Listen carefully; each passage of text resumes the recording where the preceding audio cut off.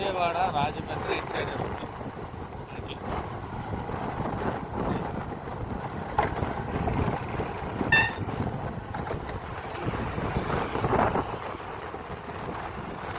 ఎక్కేసాం Vijayawada.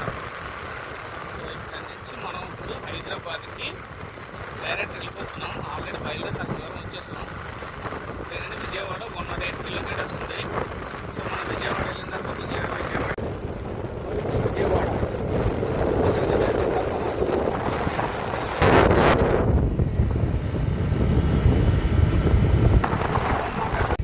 going to Hyderabad on the bike trip. See, already luggage, other bag, helmet. ఇప్పుడు ఏంటంటే తాడేపల్లిగూడెం నుంచి విజయవాడకి వెళ్ళే హైవే ఎక్కేసా. విజయవాడ నుంచి ఇంకా డైరెక్ట్ అక్కడ నుంచి ఇంకా హైదరాబాద్ ఒకటే హైవే. ఎక్కడెక్కడన్నా చేంజ్ అవ్వాలో లేదో కూడా తెలియదు. మ్యాప్ చూసుకుంటే మనం వెళ్ళిపోదాం, పర్లేదు. సో మస్ట్ అండ్ షుడ్గా ట్రావెల్ చేయాల్సినవి అయితే మనకైతే హెల్మెట్ కంపల్సరీ ఉండాలి. అండ్ అలాగే స్పీడ్ లిమిట్ కూడా చూసుకుంటూ వెళ్ళాలి. Okay, let's go Hyderabad.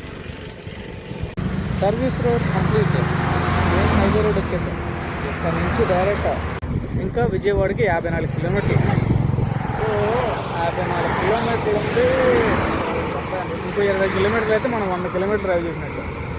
నేను ఎక్కడే ఎందుకు ఆగానంటే షో సంథింగ్.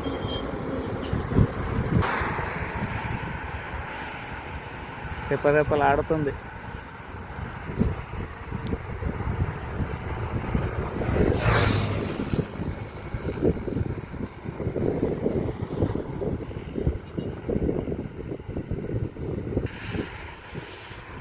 ఎలా ఉంది సీను?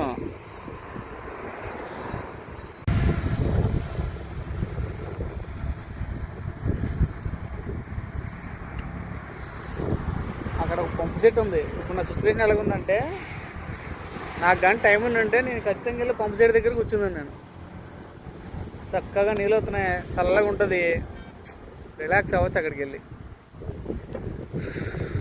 ఎండ మండిపోతుంది భయ్యా.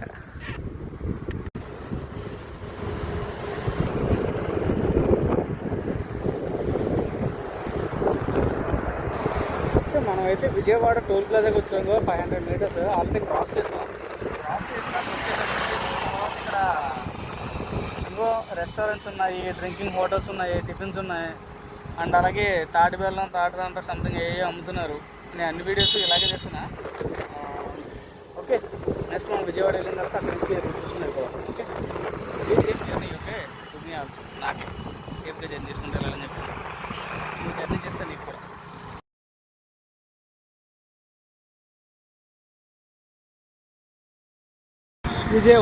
విజయవాడ వచ్చిన తర్వాత నేనైతే సెంటర్లో యూటర్న్ తీసుకున్నా. ఫుల్ ట్రాఫిక్ ఉంది, అక్కడి నుంచి అవ్వలేదు.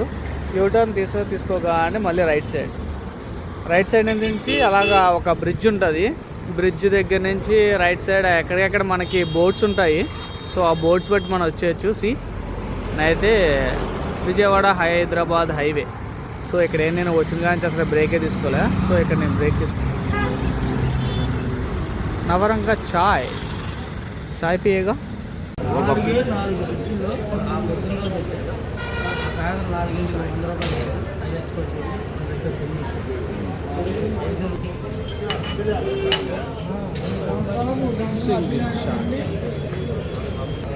ట్రావెలింగ్ చేస్తున్నాం, జస్ట్ చాయ్ బ్రేక్ నాకు నా బండికి కూడా.